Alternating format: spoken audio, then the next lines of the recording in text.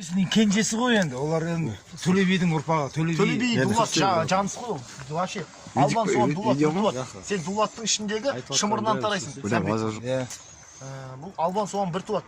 Ұлы жүздің хронологиясы Жалайыр, Сарыүйсін, Албан, Суан, Дулат, Ысты, Ошақ, Шапраш, Шаншық. Неғып Үйсін, не Сарыүйсін болып бөлінеді, соны айтпашы маған. Сарыүйсін болатыны, бұл Үйсін деген үлкен династияның аты. Әрбірден бәріміз Үйсіннен тараймыз. Бәріміз Үйсіннен тараймыз. Сарыүйсін деген кәдімгі түп қазығы деген мағына білдіреді. Төле бидің әңгімесі ғой. Төле би Үйсін, Төле бидің сөзі емес, Бұхар жыраудың сөзі бар. Бұхар жыраудың сөзі. Бұхар жыраудың сөзі. Сарыүйсін деген ботпай бол. Үйсін болсаң ботпай бол, арғын болсаң алтай бол, найман болсаң матай бол, алшын болсаң адай бол дейді. Ол кіші жүз бөліп отқан жоқ. Бәрі алшындар кіші жүздің. Көрдің ба? Біздің бәріміз көп болғаннан өстіп қызалысып отырық. Негізі біздің бәріміздің түбіміз Үйсін.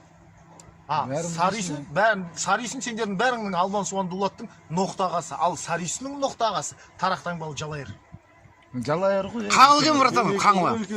Ең үлкені қазақ атаулының ішінде мысалы Қаңлы кім? Қаңлы дегенің өз алдына мысалы Үйсін мемлекеті болып біз отырғанда ол Қаңлы мемлекеті болып отырған. Қаңлы мемлекеті. Біз Үйсін мемлекеті болып.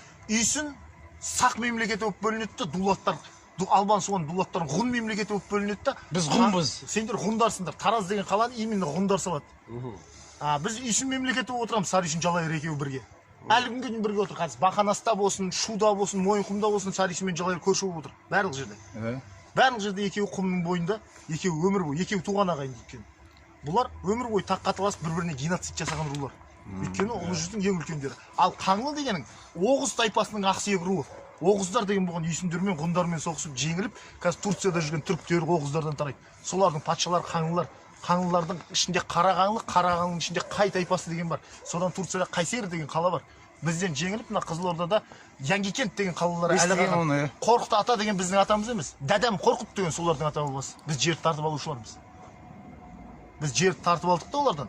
Қаңлылардан болсын да? Иә, олар барды да Иранды басып алды да, Ираннан өтті да Грек пен Күрттің жерін басып алды да, Грецияның бүкіл Рим империясын құлатты да Турцияны құрды.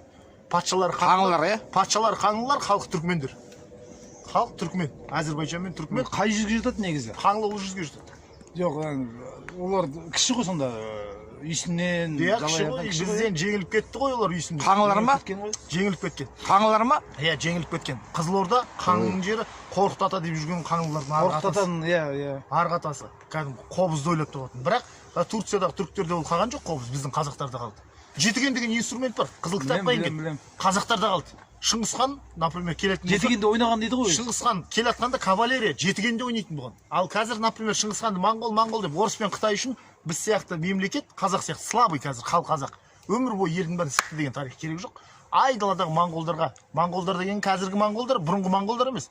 Бұрынғы моңғолдар Моғолстан мемлекеті болған. Моғолстан мемлекеті деген қазіргі Өскемен, Семей, Алматы, Тараз, Шымкент, Қызылорда.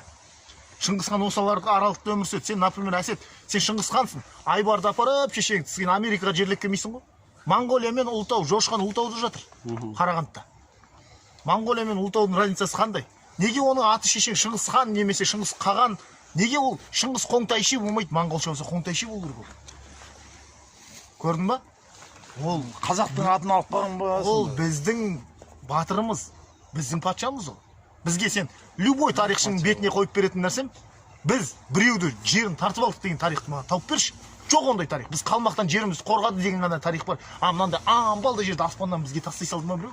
Дұрыс айтасың. Ол Шыңғысхан заманында біздің жаулаушылық, баяғы түрік қағанаты да бізбіз. Түрік дегендер таза түркілер бізбіз. Түрік қағанаты да бізбіз. Сақ та бізбіз. Ғұн да бізбіз. Кешегі моңғол империясы әлемді жаулайтын дейтін де бізбіз. Өйткені сен қара, сиқымның ақ қойлы, қара қойлы болып бөлінеді.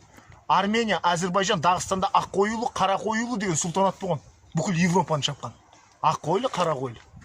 Білем ғой. Көрдің ба? Мынау любой нәрсе, мысалы, Албания деген мемлекет бар Европада. Олар европоид қылғысы келеді, Европа тарихшылары. Бірақ астанасы Нарын. Біздің албандардың тұрып жатқан жері Нарын қол. Совпадение деп ойлайсың ба? Онда емес ол.